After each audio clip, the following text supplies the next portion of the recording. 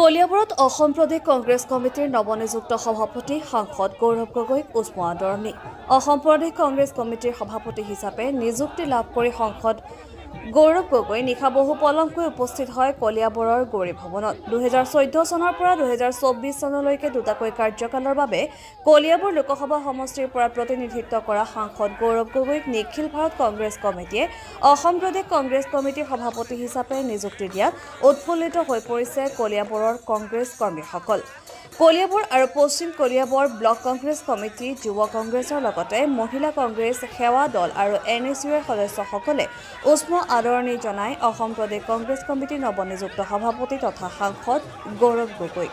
কলিয়াবৰ তিনিআলিস্থিত গৌৰী ভৱনত দেওবাৰে নিশা সাংসদ গৌৰৱ গগৈ উপস্থিত হৈ প্ৰথমে প্ৰয়াত পিতৃ তৰুণ গগৈ প্ৰতিচ্ছবিৰ সন্মুখত বন্তি জ্বলাই আশীৰ্বাদ গ্ৰহণ কৰে। ইয়াৰ পিছতে দুৰ্গা মন্দিৰত প্ৰৱেশ কৰি মা দুৰ্গাৰ আশীৰ্বাদ গ্ৰহণ কৰি দলীয় বিষয়ববীয়াৰ লগতে তৃণমূল পৰ্যায়ৰ কৰ্মীসকলৰ সৈতে মত বিনিময় কৰে গৌৰৱ গগৈ। তেওঁ কয় যে জ্যেষ্ঠ বিজেপি নেতা ৰাজেন গোহাঁইক মই সন্মান কৰোঁ। বিজেপি দলত যেনেধৰণে সন্মান পাব লাগে তেনেধৰণে সন্মান দিয়া হোৱা নাই। গৌৰৱ গগৈ সভাপতিৰ দায়িত্ব লাভ কৰাৰ বাবে ধন্যবাদ জনালে মুখ্যমন্ত্ৰী ডক্টৰ হিমন্ত বিশ্ব শৰ্মাক। বানপানীৰ সময়ত কংগ্ৰেছ দলৰ চিন্তা কৰাতকৈ ক'ত বানপানী হৈছে, ক'ত মাথাউৰি ভাঙিছে এনেবোৰ খবৰ লোৱাৰ বেছি দৰকাৰ বুলিও নাম উল্লেখ নকৰাকৈ মন্ত্ৰী পীযুষ হাজৰিকাক সমালোচনা কৰে গৌৰৱ গগৈ।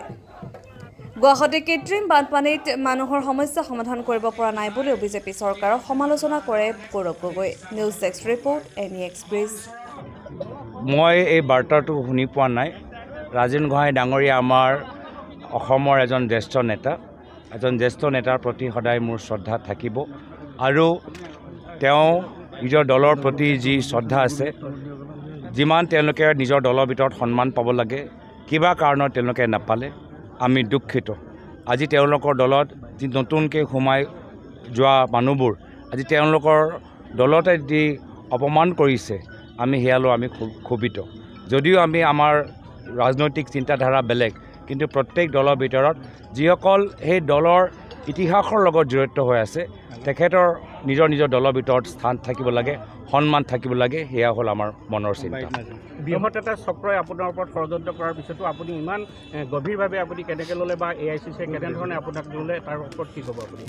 মই ভাবোঁ ইয়াৰ আটাইতকৈ ডাঙৰ ভূমিকা হৈছে মুখ্যমন্ত্ৰী হিমন্ত বিশ্ব শৰ্মা ডাঙৰীয়া। আজি তেখেতক মই ধন্যবাদ কৃতজ্ঞতা জ্ঞাপন কৰিছোঁ। যিদৰে যোৱা 2-3 বছৰৰ পৰা আমাক লৈ ব্যস্ত হৈ আছে, অসমৰ জনসাধাৰণৰ সমস্যা পাহৰি গৈছে, ডিলিমিটেশ্যন, যোৰহাট লোকসভা নিৰ্বাচনৰ প্ৰচাৰ আৰু এতিয়া যে বৰ্তমান কাল্পনিক কাহিনী যে চলাই আছে সেয়া লৈ AICC নিখিল ভাৰত কংগ্ৰেছ সমিতিয়ে এটা বাৰ্তা পাইছে, এটা ইংগিত পালে, যাৰ ফলত আজি এই গধুৰ দায়িত্ব আমালোকৰ ওপৰত জাপি দিছে। আজি এই গধুৰ দায়িত্বৰ আমাক দিয়াৰ বাবে মই প্ৰথমতে মুখ্যমন্ত্ৰীকে ধন্যবাদ জ্ঞাপন কৰিব বিচাৰিছোঁ। আপোনাক যোৰহাটৰ পৰা নহয় ধুবুৰী পৰা খেলিবৰ বাবে আহ্বান জনাইছোঁ সামাজিক মাধ্যমত। বানপানীৰ সময়ত কংগ্ৰেছৰ দলত কিমান মানুহ হৈছে নাই হোৱা তাত সেইটো গিনতি কৰাতকৈ ক'ত বানপানী হৈছে, ক'ত মাথাউৰি ছিঙিছে, ক'ত চুইচ গেছ ভাঙিছে, পানীৰ খবৰ লোৱাটো তেওঁৰ কাৰণে বেছি গুৰুত্বপূৰ্ণ। এয়া হ'ল বিজেপি চৰকাৰ। আজি এই বৰ্তমানৰ সমস্যাত য'ত গুৱাহাটীত কৃত্ৰিম বানপানীত তেওঁলোকে মানুহৰ সমস্যা সমাধান কৰিব পৰা নাই, আজি নিজৰ কাম কৰাতকৈ, ৰাইজৰ কাম কৰাতকৈ আজি মাত্ৰ আমাৰ কংগ্ৰেছ দলটোক শত্ৰু হিচাপে গ্ৰহণ কৰি আজি তেওঁলোকে নিজৰ মূল্যৱান সময়টো, মূল্যৱান ক্ষমতাটো ব্যৰ্থ কৰি